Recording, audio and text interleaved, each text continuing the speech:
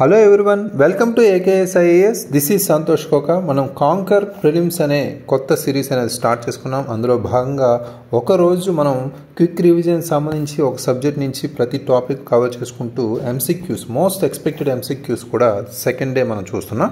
So అయితే already మనం national income part 1 అనేది గత వీడియోలో మనం చూసాం కాబట్టి దానికి సంబంధించి క్విక్ రివిజన్ ప్రకారం మోస్ట్ ఎక్స్పెక్టెడ్ ఎంసీక్యూస్ ఏమున్నాయనేది చూద్దాం, రైట్? సో ఇక్కడ కొన్ని క్వశ్చన్స్ అయితే నేను ఫాస్ట్గా డిస్ప్లే చేస్తుంటాను, రీడ్ చేస్తుంటాను. దానికి సంబంధించిన ఆన్సర్స్ మీరు ట్రై చేయండి కామెంట్స్ రూపంలో. First important question, with reference to gross domestic product consider the following statements. స్థూల జాతీయోత్పత్తికి సంబంధించి ఈ క్రింది ప్రకటనలు పరిగణించండి. GDP includes the value of both final and intermediate goods. Transfer payments such as pensions and scholarships are included in GDP calculation. So two statements అయితే ఇచ్చారు. Which of the statements given above are correct? Right. So ఇక్కడ statements సరిగ్గా అర్థం చేసుకుంటే జీడిపిలో తుది మరియు మధ్యంతర వస్తువుల విలువ రెండూ ఉంటాయి అని ఇచ్చారు ఇక్కడ. అంటే GDP includes value of both final and intermediate goods. But ఇక్కడ మనకి నిన్న చెప్పిన మన స్టాటిక్ సిలబస్ ప్రకారం జీడిపి అనేది మనకి ఇక్కడ only final goods and services అనేది ఇక్కడ ఇంక్లూడ్ చేసుకుంటారు. కానీ బట్ మనకి ఇంటర్మీడియట్ గూడ్స్ లాంటివి ఇక్కడ ఇంక్లూడ్ కావు. ఫర్ ఎగ్జాంపుల్ మనం నిన్న ఒక స్వీట్ తయారు చేయడానికి మనకి మేజర్గా షుగర్ అనేది యూజ్ చేస్తాం. అది ఇంటర్మీడియట్ గూడ్గా ఇక్కడ తీసుకుంటాం. అది ఇక్కడ మనం జీడిపి క్యాలిక్యులేషన్లో ఉండదు అనేది ఆల్రెడీ చెప్పుకున్నాం, రైట్? సో ఇది wrong statement. Next, transfer payments అనేవి ఇది జీడిపి కాంట్రిబ్యూషన్లో భాగం కావు. అంటే ఇవి production of new goods and services సంబంధించే జీడిపి అనేది ఇంక్లూడ్ చేసుకుంటుంది కాబట్టి అది production of goods and services, అది కూడా న్యూ అన్నారు కాబట్టి ఇది ట్రాన్స్ఫర్ ఆఫ్ పేమెంట్స్ కానీ పెన్షన్స్ కానీ స్కాలర్షిప్స్ లాంటివి ఇవన్నీ మనకి ఇందులోకి రావు కాబట్టి రెండో స్టేట్మెంట్ కూడా wrong statement. Correct option neither 1 nor 2. So second question, consider the following components of GDP. స్థూల దేశీయోత్పత్తి యొక్క క్రింది అంశాలను పరిగణించండి. Value of newly produced goods and services, sale of used goods, అదేవిధంగా black market transactions, net factor income from abroad, right? So 4 statements అయితే ఇచ్చారు, అంశాలు అయితే కాంపోనెంట్స్, రైట్? జీడిపికి సంబంధించి which of the above are included in GDP calculation అని అడిగారు. పైన పేర్కొన్న వాటిలో జీడిపి గణనలో చేర్చబడేవి ఏవి అని ఇచ్చారు, రైట్? సో ఇక్కడ కొత్తగా ఉత్పత్తి చేయబడిన వస్తువులు మరియు సేవల విలువ అంటే newly produced goods and services అనేవి జీడిపి క్యాలిక్యులేషన్లో యూజ్ చేస్తారు. అది మనకి ఆల్రెడీ ఫస్ట్ క్వశ్చన్లో కూడా మనం చూసాం, right? So next, sale of used goods, already ఉపయోగించిన వస్తువుల అమ్మకానికి సంబంధించి మనం అయితే క్యాలిక్యులేట్ చెయ్యం, సెకండ్ హ్యాండ్ గూడ్స్ లాంటివి, రైట్? అదేవిధంగా కొన్ని ఇల్లీగల్ యాక్టివిటీస్ అంటే బ్లాక్ మార్కెట్ కావచ్చు, స్మగ్లింగ్ కావచ్చు, ఇలాంటివి మనం ఇంక్లూడ్ చేయము, అది కూడా తెలుసుకుందాం, right? Net factor income from abroad, విదేశాల నుండి నికర కారక ఆదాయం ఏదైతే ఉందో అది కూడా ఇక్కడ ఇంక్లూడ్ చేయరు, రైట్? సో అంటే మనకి జీడిపిలో యూజ్ చేసేది only newly produced goods and సర్వీసెసే మాత్రమే యూజ్ చేస్తారు, అది గమనించాలి. Only 1 is the correct option. Next important question, which of the following best describes the difference between GDP and GNP. ఈ క్రింది వాటిలో జీడిపి మరియు జిఎన్పి మధ్య వ్యత్యాసాన్ని ఉత్తమంగా వివరిస్తుంది ఏది అని ఇచ్చారు. సో ఇక్కడ GDP includes the value of all goods and services produced with in the countries boundaries, while GNP includes the value of goods and services produced by a countries residence irrespective of location, right? First statement, GDP includes only the income generated within a country, while GNP includes black market transactions as well, right? GDP considers indirect taxes while GDP does not consider.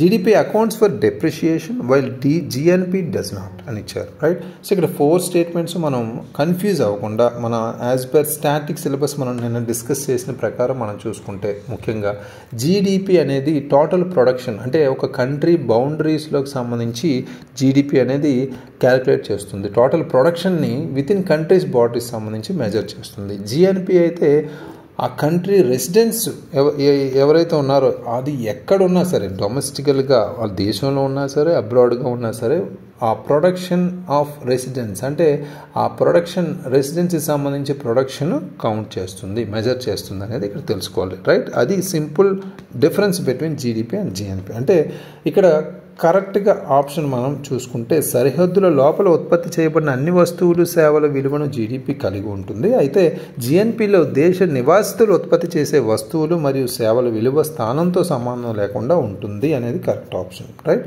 So remaining are wrong, ఎందుకంటే GDP includes only the income generated within a country while GNP includes black market transactions as well అని ఇచ్చారు. ఇది wrong statement. అదేవిధంగా GDP considers indirect taxes while GNP does not అని ఇచ్చారు. ఇది కూడా wrong statement. GDP accounts for depreciation while GNP does not అని ఇచ్చారు.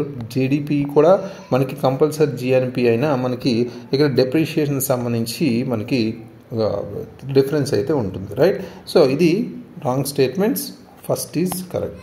Next question, consider the following statements regarding GDP at current and constant prices. ప్రస్తుత మరియు స్థిర ధరల వద్ద జీడిపికి సంబంధించి క్రింది ప్రకటనలు పరిగణించండి. GDP at current prices is also called nominal GDP. GDP at constant prices accounts for inflation and is called real GDP అని ఇచ్చారు, రైట్. ప్రస్తుత ధరల వద్ద జీడిపిని నామమాత్ర జీడిపి అని కూడా పిలుస్తారు అని ఇచ్చారు. స్థిర ధరల వద్ద జీడిపి ద్రవ్యోల్బణానికి కారణమవుతుంది మరియు దీన్ని వాస్తవ జీడిపి అని పిలుస్తారు అని ఇచ్చారు. అంటే జీడిపి కరెంట్ ప్రైసెస్ అంటే నామమాత్రపు ప్రైసెస్గా మనం పిలిచే నామినల్ ప్రైస్ జీడిపిగా మనం పిలుస్తాం.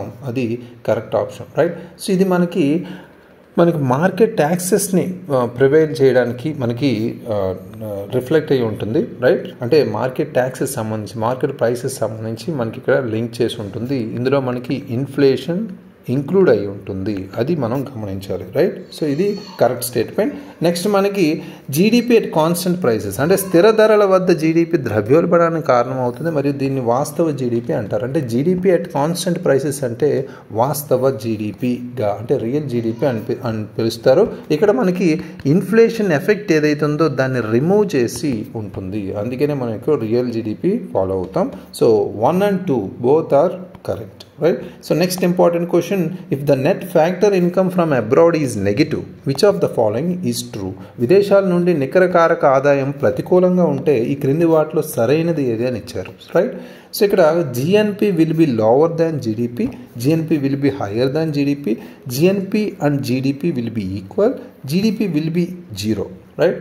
సో ఇక్కడ మనం నిన్న చెప్పిన కాన్సెప్ట్లో net factor income from abroad అంటే మనకి విదేశాల నుండి మనకి కారక ఆదాయం ఏదైతే ఉందో దానికి సంబంధించి మనకి కారక ఆదాయం వచ్చిన కారక ఆదాయానికి సంబంధించి ఇక్కడ తీసుకుంటాం, రైట్. సో అది పాజిటివ్ నెగిటివ్ సందర్భాలు కూడా మనం చూసాం, రైట్. సో అంటే ఇది ఎన్ఎఫ్ఐఏ ఎప్పుడు నెగిటివ్ అవుతుంది? More income is paid to foreign residents అంటే మనకి విదేశాల్లో ఉన్న విదేశీయులకి సంబంధించి అంటే ఇండియాలో ఉన్న విదేశీయులు మన ఫారెన్లో ఉన్న భారతీయుల కంటే ఎక్కువ ఇన్కమ్ వస్తుంటే కంపల్సరీ అది మనకి ఇక్కడ ఎన్ఎఫ్ఐఏ అనేది నెగిటివ్లో వస్తుంది. అది జిఎన్పి ఏమవుతుంది అప్పుడు ఎక్కువ అవుతుంది, GNP lower than the GDP అవుతుంది, అది గమనించాలి, రైట్. సో ఇక్కడ మనకి క్లియర్ కట్గా అర్థం అవ్వాలంటే ఎన్ఎఫ్ఐఏ అంటే ఇది ప్రతికూలంగా ఉంటే క్రింది వాటిలో సరైనది అని ఇచ్చారు, రైట్. ఇక్కడ మనకి GNP will be lower than GDP అనేది అంటే A statement is correct statement, right. So అంటే ఇక్కడ మేజర్గా మనం గుర్తుపెట్టుకోవాలంటే విదేశాల నుండి నికర కారక ఆదాయాన్ని మనం చూసుకుంటే ప్రత్యేకించి ఇక్కడ మనకి ఇండియాలో ఉన్న ఫారినర్స్కి సంబంధించి లేదా ఫారెన్లో ఉన్న ఇండియన్స్ సంబంధించిన ఆదాయం డిఫరెన్స్ అనేది మనం ఫోకస్ చేయాలి, right. So next important question, which of the following transactions is included in GDP? క్రింది లావాదేవీలలో జీడిపిలో చేర్చబడేది ఏది అని ఇచ్చారు. A farmer selling his land, a company purchasing old machinery, a government employee receiving pension, a consumer buying a newly produced car, right. 4 options అయితే ఇచ్చారు. తన భూమిని విక్రయిస్తున్న రైతు, పాత యంత్రాలను కొనుగోలు చేస్తున్న కంపెనీ, పెన్షన్ పొందుతున్న ప్రభుత్వ ఉద్యోగి, కొత్తగా ఉత్పత్తి చేసిన కారును కొనుగోలు చేస్తున్న వినియోగదారు అని ఇచ్చారు. అంటే మనం జీడిపి క్యాలిక్యులేషన్లో చూసుకుంటే నిన్న చాలా చెప్పాం. అంటే యూజ్డ్ గూడ్స్ కానీ ఇంటర్మీడియట్ గూడ్స్ కానీ మనం కొన్ని గవర్నమెంట్ పెన్షన్స్ లేదా సబ్సిడీస్ కానీ ఇందులో మనం ఇంక్లూడ్ చెయ్యము, అంటే పర్టికులర్ స్కాలర్షిప్స్ కానీ, రైట్. సో ఇందులో only newly produced goods and services మాత్రమే ఇంక్లూడ్ చేస్తాం అనేది మనం అదొకటి గుర్తుపెట్టుకుంటే చాలు. ఈ క్వశ్చన్ ఈజీగా సాల్వ్ చేయొచ్చు. ఫార్మర్ సెల్లింగ్ హిజ్ ల్యాండ్ అంటే ఆల్రెడీ తన భూమిని విక్రయిస్తున్నారు కాబట్టి ఇది యూజ్డ్ కాబట్టి ఇది రాంగ్ స్టేట్మెంట్. ఈ కంపెనీ పర్చేసింగ్ ఓల్డ్ మెషినరీ, ఇక్కడే చెప్పారు ఓల్డ్ మెషినరీ కాబట్టి పాత యంత్రాలు, ఇది కూడా రాంగ్ స్టేట్మెంట్. పెన్షన్ పొందుతున్న ప్రభుత్వ ఉద్యోగికి సంబంధించి అంటే గవర్నమెంట్ ఎంప్లాయీ రిసీవింగ్ పెన్షన్ కూడా ఇది రాంగ్ స్టేట్మెంట్, రైట్. అంటే buying a newly produced car, ఇది newly produce goods and services కాబట్టి ఇది correct option, right. So next important question, consider the following statements about market price and factor cost. Market ధర మరియు కారక ధర గురించి ఈ క్రింది ప్రకటనలు పరిగణించండి. Market price includes indirect taxes but excludes subsidies. మార్కెట్ ధరలో పరోక్ష పన్నులు ఉంటాయి కానీ రాయితీలు మినహాయించబడతాయని ఇచ్చారు. Factor cost includes subsidies but excludes indirect taxes. కారక ధరలో రాయితీలు ఉంటాయి కానీ పరోక్ష పన్నులు మినహాయించబడతాయని ఇచ్చారు. మనం నిన్న చెప్పుకుతున్న market price and factor cost concepts రిలేటెడ్గా మనం ఒక ఫార్ములా అయితే చెప్పుకున్నాం. మార్కెట్ ప్రైస్ అంటే equal to factor cost plus indirect taxes minus subsidies, right.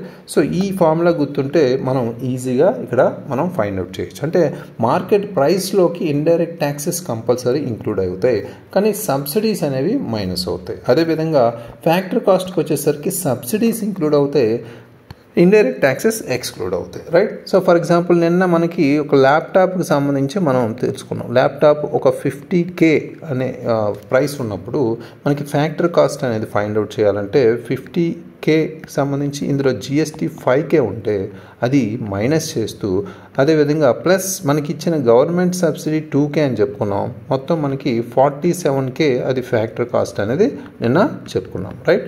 So ఇది మనకి calculation of market price and factor cost formula, very important, right. Both 1 and 2 are the correct option. Next important question, which of the following conditions will make GDP equal to GNP? ఈ క్రింది పరిస్థితుల్లో జీడిపిని GNPకి సమానంగా చేసేది ఏది? when NFIA is 0 అంటే net factor income from abroad అంటే విదేశాల నుండి ఈ కారక ఆదాయం సంబంధించి సున్నాగా ఉన్నప్పుడు అనేది ఇక్కడ చెప్తున్నాం. When foreign direct investment is high విదేశీ ప్రత్యక్ష పెట్టుబడులు ఎక్కువగా ఉన్నప్పుడు. వెన్ రెమిటెన్సెస్ ఆర్ హై చెల్లింపులు ఎక్కువగా ఉన్నప్పుడు. When exports are higher than imports దిగుమతుల కంటే ఎగుమతులు ఎక్కువగా ఉన్నప్పుడు అని ఇచ్చారు, రైట్. సో ఇలాంటి కన్ఫ్యూజ్ స్టేట్మెంట్సే మనకి ఎకానమీ రిలేటెడ్గా ఎక్కువగా అడుగుతుంటారు. మనం కరెంట్ ఎకానమీనే మనం ఎక్కువ ఫోకస్ చేసి ఇలాంటి స్టాటిక్ ఇన్ఫర్మేషన్ని మిస్ అవుతూ ఉంటాం, అవే ఎగ్జామినేషన్లో అడుగుతుంటారు, right.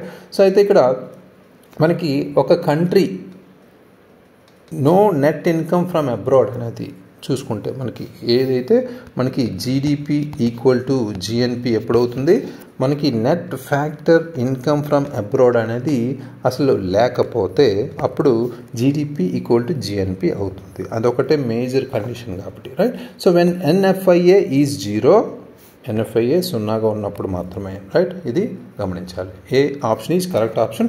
Next question, which of the following is deducted from GNP to obtain NNP? NNP పొందడానికి ఈ క్రింది వాటిలో జిఎన్పి నుండి తీసివేయబడేది ఏది, రైట్. గ్రాస్ నెట్ ప్రోడక్ట్ సంబంధించి మనం చూసుకుంటే అదేవిధంగా నెట్ నేషనల్ ప్రోడక్ట్ అనేది కూడా ఇక్కడ చూసాం, రైట్. సో అయితే ఇక్కడ డిప్రిషియేషన్ తరుగుదల, ఇండైరెక్ట్ ట్యాక్సెస్ పరోక్ష పన్నులు, ట్రాన్స్ఫర్ పేమెంట్స్ బదిలీ చెల్లింపులు, ఇంపోర్ట్ డ్యూటీ దిగుమతి సుంకం, రైట్. 4 ఆప్షన్స్ అయితే ఇచ్చారు. Which of the following is deducted from GNP to obtain NNP అన్నారు. ఇక్కడ మనం నిన్న చెప్పుకున్న ఫార్ములాకి సంబంధించి మనం చూసుకుంటే NNP equal to GNP minus depreciation, right. So ఇక్కడ ఎన్ఎన్పి కావాలంటే కంపల్సరీ గ్రాస్ నెట్ ప్రోడక్ట్కి సంబంధించి మైనస్ డెప్రిషియేషన్ అనేది compulsory. Gross national product minus depreciation అనేది కరెక్ట్, రైట్. సో అంటే ఇక్కడ జిఎన్పి నుండి డెప్రిషియేషన్ తీసివేస్తారు. మనకి ఆటోమేటిక్గా ఎన్డిపి కావాలన్నా మనకి కంపల్సరీ ఈ డిప్రిషియేషన్ అనేది జీడిపి నుంచి డిప్రిషియేషన్ అనేది తీసివేస్తారు, రైట్. సో ఆ 2 ఫార్ములాలు మనం నిన్న చెప్పుకున్నాం, రైట్. అంటే ఎన్డిపి కావాలన్నా జీడిపి మైనస్ డిప్రిషియేషన్, ఎన్ఎన్పి కావాలన్నా జిఎన్పి మైనస్ డిప్రిషియేషన్. అంటే డిప్రిషియేషన్ అనేది కంపల్సరీ తీసివేస్తారు, రైట్. ఇది గుర్తుపెట్టుకోండి. Next important question, which of the following is a correct formula? ఈ క్రింది వాటిలో సరైన సూత్రం ఏది? సేమ్ మనం ప్రీవియస్గా చూసిన కాన్సెప్ట్ రిలేటెడ్గానే మనకి ఇక్కడ ఫార్ములా. అంటే నెట్ డొమెస్టిక్ ప్రోడక్ట్ కావాలంటే కంపల్సరీ మనకి జీడిపి నుంచి డెప్రిషియేషన్ అంటే తరుగుదలని తీసివేయాలి, రైట్? సో ఇక్కడ చాలా ఫార్ములాస్ అడిగారు, కన్ఫ్యూజ్ చేయడానికి. అది ఇక్కడ అర్థం చేసుకోవాలి. మనకి correct option NDP equal to GDP minus depreciation, right? So next question, which one of the following is included in GDP but not in GNP? ఈ క్రింది వాటిలో జీడిపిలో చేర్చబడి జిఎన్పిలో చేర్చబడనిది ఏది అని ఇచ్చారు. Income of foreign companies operating in India, income of Indian residents working abroad, remittances sent by Indian workers from abroad, profits earned by Indian companies operating abroad, right? So ఈ 4 ఆప్షన్స్లో మనం కరెక్ట్ ఆప్షన్ అనేది చూడాలి. అంటే which one of the following is included in GDP but not in GNP? జిఎన్పిలో add అవ్వట్లేదు, but జీడిపిలో add అవుతుంది ఏంటి అని ఇచ్చారు, right? So income of foreign companies operating in India అంటే జీడిపి ఏం ఇంక్లూడ్ చేసుకుంటుందో ఆల్ ప్రొడక్షన్ అన్నారు, రైట్? మనకి ఉత్పత్తి అయిన మొత్తం అంటే కంట్రీ బార్డర్స్లో ఏదైతే ఉత్పత్తి అవుతుందో అదంతా మనకి ఇంక్లూడ్ అవుతుంది, regardless of ownership. Owner foreign అయినా, ఫారెన్ వాళ్ళైనా, ఇండియన్ ఓనర్ అయినా కంపల్సరీ ఫారెన్ కంపెనీలు ఇక్కడ ప్రొడ్యూస్ చేసిన ఆ జీడిపికి సంబంధించి all production with in a countries borders అని ఇచ్చారు, రైట్? సో ఇక్కడ మనకి income of foreign companies operating in India అనేది ఇక్కడ correct option, right? So next important question, అంటే ఇది మనకి జిఎన్పిలో చేర్చబడదు అనేది ఇక్కడ తెలుసుకోవాలి, income of foreign companies. Next important question, which of the following will increase GDP but not necessarily improve economic well being? ఈ క్రింది వాటిలో జీడిపిని పెంచుతుంది కానీ ఆర్థిక శ్రేయస్సును మెరుగుపరచనిది ఏది అని ఇచ్చారు, రైట్? సో ఇక్కడ ఇంక్రీజెస్ ఇన్ ఇండస్ట్రియల్ పొల్యూషన్, పారిశ్రామిక కాలుష్యం పెరగడం, హై డిఫెన్స్ ఎక్స్పెండిచర్ అధిక రక్షణ వ్యయం, reconstruction after a natural disaster ప్రకృతి వైపరీత్యం తరువాత పునర్నిర్మాణం, ఆల్ ద అబోవ్, రైట్? పై పేర్కొన్నవన్నీ అని ఇచ్చారు, రైట్? సో ఇక్కడ జీడిపి అనేది మనకి ఇక్కడ GDP always does not differentiate between desirable and undesirable economic activities అనేది ఇక్కడ గుర్తుపెట్టుకున్న ఫార్ములా, రైట్? అంటే జీడిపి వాంఛనీయ మరియు అవాంఛనీయ ఆర్థిక కార్యకలాపాల మధ్య తేడాను చూపదు. అంటే ఇక్కడ ముఖ్యంగా పారిశ్రామిక కాలుష్యం, అధిక రక్షణ వ్యయం కావచ్చు, ప్రకృతి వైపరీత్యాలు కావచ్చు, రైట్? ఇలాంటివన్నీ మనకి ఇందులో ఇంక్లూడ్ అవ్వవు. కాబట్టి జీడిపి ఇంక్రీజ్కి సంబంధించి అంటే which of the following will increase GDP but not necessarily improve economic wellbeing అనేది ఇక్కడ అర్థం చేసుకుంటే ఆల్ ది అబోవ్, రైట్? పైన పేర్కొన్నవన్నీ ఇవి కంపల్సరీ ఇంక్లూడ్ అవుతాయి, రైట్? సో ఇక్కడ GDP does not differentiate between desirable and undesirable economic activities అనేది గుర్తుపెట్టుకోవాలి, right? So next important question, which of the following statements is incorrect regarding the GDP? జీడిపికి సంబంధించి క్రింది ప్రకటనలో సరికానిది ఏది? GDP includes all goods and services produced within a country. ఒక దేశంలో ఉత్పత్తి అయ్యే అన్ని వస్తు సేవలను జీడిపి కలిగి ఉంటుంది. జీడిపి కన్సిడర్స్ ఎన్విరాన్మెంటల్ డిగ్రేడేషన్, పర్యావరణ క్షీణతను జీడిపి పరిగణిస్తుంది. GDP does not account for black market transactions. GDP used as an indicator of an economic growth, right? So అంటే ఒక్కొక్క స్టేట్మెంట్ని మనం ఎలిమినేట్ చేసుకుంటూ వస్తే ఇక్కడ అడిగింది ఇన్కరెక్ట్, సరికానిది అడిగారు. కాబట్టి GDP is used as an indicator of economic growth, ఇది మనకు తెలిసిందే రెగ్యులేటర్గా. ఇది కరెక్ట్ ఆప్షన్ కాబట్టి no problem, right? So GDP does not account for black market transactions. GDP calculate చేసేటప్పుడు మనకి newly goods and services include చేస్తారు కాబట్టి అది మనం ఈజీగా తీసేయచ్చు. అదేవిధంగా మనకి ఇందులో మనకి ఆల్రెడీ యూజ్డ్ గూడ్స్ కానీ ఇల్లీగల్ యాక్టివిటీస్ అంటే బ్లాక్ మార్కెట్ లాంటివి ఇంక్లూడ్ చేయరు అనేది కూడా తెలుసుకున్నాం, రైట్? జీడిపి కన్సిడర్స్ ఎన్విరాన్మెంటల్ డిగ్రేడేషన్ అనేది అంటే పర్యావరణ క్షీణతను జీడిపి పరిగణిస్తుంది అనేది ఇక్కడ రాంగ్ స్టేట్మెంట్. ఎందుకంటే GDP does not account for negative externalities like pollution కానీ లేదా సునామీ కానీ ఇలాంటివి ఇంక్లూడ్ చేయదు, రైట్? అది ఇక్కడ గమనించాలి, ఎన్విరాన్మెంటల్ డిగ్రేడేషన్ కానీ, రైట్? సో ఇన్కరెక్ట్ అడిగారు కాబట్టి B is the correct answer. Next important question, which of the following would cause real GDP to rise while nominal GDP remains unchanged? ఈ క్రింది వాటిలో నామమాత్రపు జీడిపి మారకుండా ఉండగా నిజమైన జీడిపి పెరగడానికి కారణమయ్యేది ఏది? ఫాల్ ఇన్ ప్రైసెస్, ధరల తగ్గుదల, రైజ్ ఇన్ ఇన్ఫ్లేషన్, ద్రవ్యోల్బణం పెరగడం, డిక్రీజ్ ఇన్ ప్రొడక్షన్, ఉత్పత్తి తగ్గడం, increase in foreign exchange reserves, విదేశీ మారక నిల్వలు పెరగడం, రైట్? సో అంటే విదేశీ మారక నిల్వలు పెరగడం అనేది కూడా ఇక్కడ ఫోర్త్ ఆప్షన్కి ఇచ్చారు. ఇక్కడ రియల్ జీడిపి అనేది మనం ఎప్పుడు చూస్తే ఇన్ఫ్లేషన్ని అడ్జస్ట్ చేయడానికి మనం రియల్ జీడిపిని మనం ఫాలో అవుతున్నాం. అంటే ఎప్పుడైతే ప్రైసెస్ అనేవి తగ్గాయో ఆటోమేటిక్గా రియల్ జీడిపి అనేది పెరుగుతుంది అనేది ఇక్కడ గమనించాలి. రైట్, ఇదే ఫార్ములా అప్లై చేస్తే మనకి ఫాల్ ఇన్ ప్రైసెస్ అంటే ధరలు తగ్గినప్పుడు ఈ రియల్ జీడిపికి సంబంధించి ఇది రైజ్ అవుతుంది. ఆ నామినల్ జీడిపి అనేది రిమైన్గా అన్చేంజ్డ్గా ఉంటుంది, ఎందుకంటే అది కరెంట్ ప్రైసెస్తో డీల్ అవుతుంది కాబట్టి. రైట్, సో ఇది very very important question. Next important question and last important question, which of the following is an example of net factor income from abroad? ఈ క్రింది వాటిలో విదేశాల నుండి నికర కారక ఆదాయంకి ఉదాహరణ ఏది? Indian software engineer working in the USA sending remittances home. అమెరికాలో పనిచేస్తున్న భారతీయ సాఫ్ట్వేర్ ఇంజనీర్ చెల్లింపులను ఇంటికి పంపడం అనేది first option. Foreign company opening manufacturing plant in India. భారతదేశంలో తయారీ కర్మాగారాన్ని తెరిచే విదేశీ సంస్థ. ఇండియన్ కంపెనీ ఎక్స్పోర్టింగ్ గూడ్స్, వస్తువులను ఎగుమతి చేసే భారతీయ సంస్థ. Foreign tourist spending money in India. భారతదేశంలో డబ్బు ఖర్చు చేసే విదేశీ పర్యాటకులు. రైట్, 4 ఆప్షన్స్ అయితే ఇక్కడ ఇచ్చారు మనకి. ఇక్కడ net factor income from abroad అంటే విదేశాల నుండి నికర కారక ఆదాయం అంటే ఇక్కడ ముఖ్యంగా includes income from citizens working abroad అంటే విదేశాల్లో పనిచేసిన సిటిజన్స్ ఎవరైతే ఉన్నారో ఆ ఇన్కమ్ని ఇంక్లూడ్ చేసుకుంటారు. కాబట్టి Indian software engineer working in the USA sending remittances to home అనేది correct option. Right, A is the correct option. ఇవి మనకి నిన్న మనం కవర్ చేసిన నేషనల్ ఇన్కమ్ పార్ట్ 1కి సంబంధించి బేసిక్ అండ్ మన క్విక్ రివిజన్ సంబంధించి స్టాటిక్ కాన్సెప్ట్ సంబంధించి ఈ టోటల్ 15 క్వశ్చన్స్. సో ఇంతకు మించి మనకైతే మ్యాక్సిమం క్వశ్చన్స్ అయితే మనకి ఇలాంటివే అడిగే అవకాశం అయితే ఉంది కాబట్టి please revise it. Thank you very much. All the very best.